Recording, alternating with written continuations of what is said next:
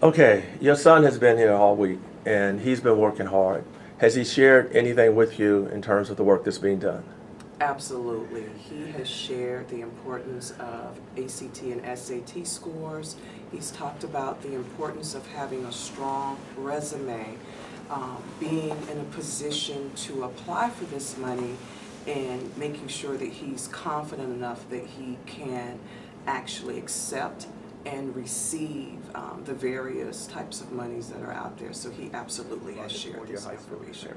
I think for him, because he's always been grounded and wanted to share with people that he was a scholar athlete, this just supported what he already knew to be true, that he needed to be a balanced student and that the athleticism was a plus, but the academic side, that they could never take from him. I think because he's had siblings that have suffered injuries and had to be sidelined athletically, he knew that he had to have a plan A and a plan A.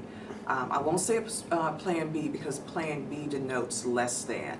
So he had to have a plan A and a plan A, and he knew that plan A would be academics. So, how would you describe his demeanor in the morning coming here? Have you had to drag him out of bed to say, come on, it's time to go to boot camp? Or has he been excited about whatever new learning was going to happen? What's that been like at home? You know, I'll be absolutely frank. That first day, he was staring at me like, why do I have to do this? And I can't believe, geez, Mom, I got practice and I'm going off to a camp and their coach is coming this week. Once the week progressed, I'd knock on his door and he was up. He was up and I was like, whoa, Jalen, so are you enjoying this? And he was like, yeah, Mom, this is good. This is good. Good. Well, we've had another basketball player from his team who came over, who was hesitant, didn't think that he needed to be here, and we have been pleased to see the transformation of his attitude, where he's been excited.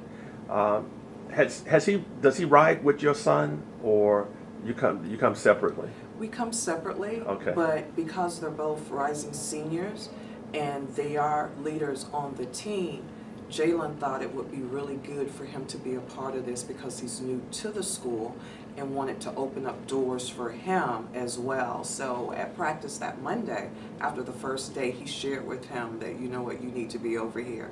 And as a result, they both are just receiving so much information, so much information. Outstanding. Has your son talked at all about the liberal arts college experience, because it's one of the things that he's been exposed to? Or has it been, look, I'm doing the work, Mom, I know what's happening, I'm going to practice, I'm just excited about taking care of my business each day? This actually has opened up the door for conversations about a different type of college experience. And so now when we talk about the Browns and the other schools, the doorbell or the bell has, the light has come on with regards to that. So the conversations are starting, and I'm pleased with that because a liberal arts degree will allow you to use your creative side. And for our students, we have such a creative side that this plays into our strength. So I'm happy that he was exposed to this because now this supports some of the things that we were seeing at home. So how would you summarize sort of this 4-day journey now? We met at a meeting, and my wife and I provided sort of an overview of what we were going to do.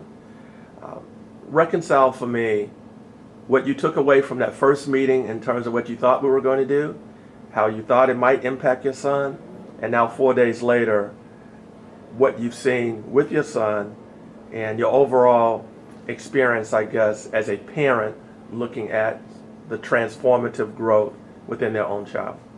Well, I analyze and I dissect everything. I'm leery and weary of everything. And so when I walked into the meeting, I'm thinking, okay, another group of people making promises and telling our children what they could be and what they could have access to. At the conclusion of the meeting, I knew when we walked out of there that my son would be there, and I made the promise that he would be there. And I shared the information with other parents because I felt a sense of security that this group was going to make good on their promises with regards to exposing children as well as their peers and parents to avenues, financial avenues to get to college. And as the week has progressed, and I've asked him, what did you learn today? What did you do today? And everything that he said has lined up with what you all promised to do and then some. So I would absolutely encourage other parents to avail their students and their children to this program. I look forward to the follow-up.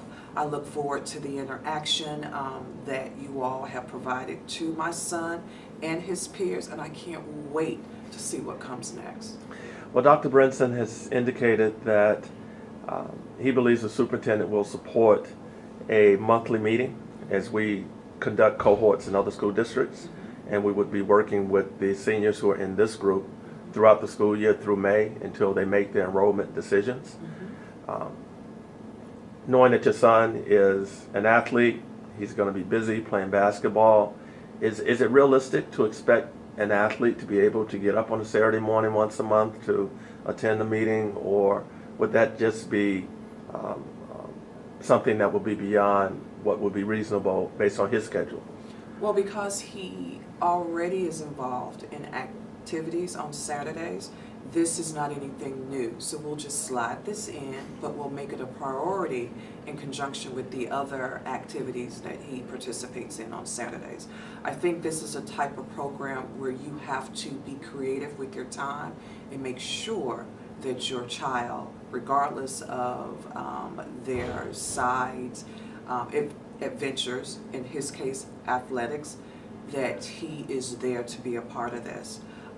I think for young athletes coming into high school, perhaps introducing segments of this to them at an early age will set the stage for them to be involved when they become rising seniors. So introducing them to them early so that they have the same exposure that my son has had throughout his 4 years to make sure that he is a part of these type of Okay, what we activities. wanted to talk about is what that is your thinking of you brought your granddaughter over Yes. to the boot camp, Mm-hmm. and she's been here since the second day. Right. What type of conversations has she had with you, if any, Yeah. about her participation? Well, we have had, and she's so grateful for the opportunity. So she had the opportunity to talk about focus and really just to kind of hone in and put everything into perspective because it was kind of scattered.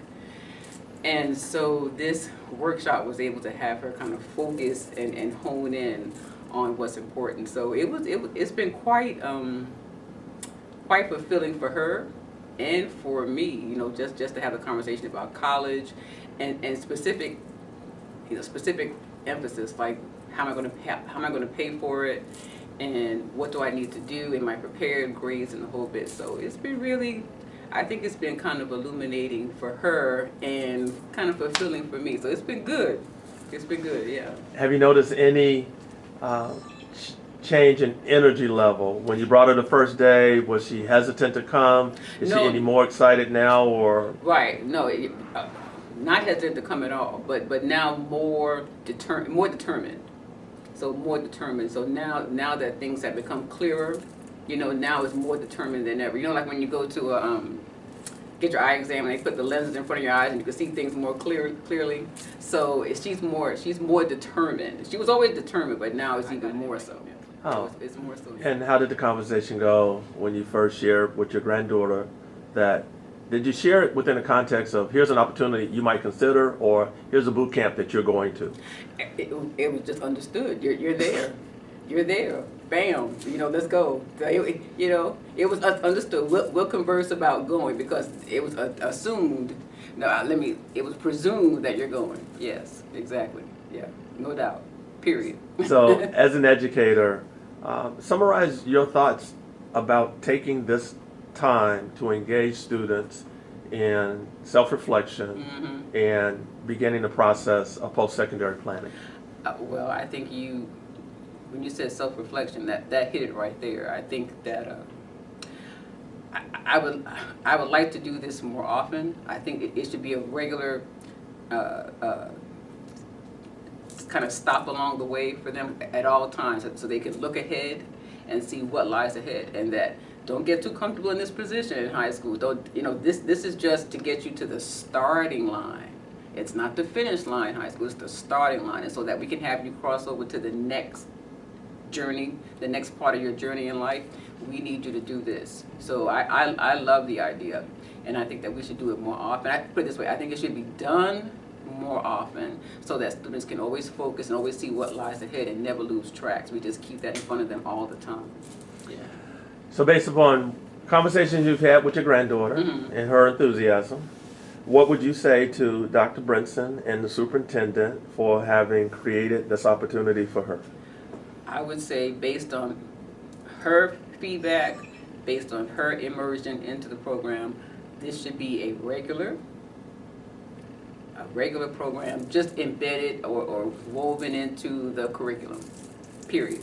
It should be something that students look ahead and connect what they're doing now in school to what they'll be doing at the next stage, so they can see that, you know what, if I do well now, golly, look what awaits, you know. And so I think this is cool. I think it's fun. I think it's it's relatable, you know. And also, as I said, it'll just keep them seeing that, you know what I'm doing now will have benefit. What I'm doing now has meaning. What I'm doing now will make the next step of my journey easier. So I love it. I think it's great. I think it should be an integral part of the curriculum.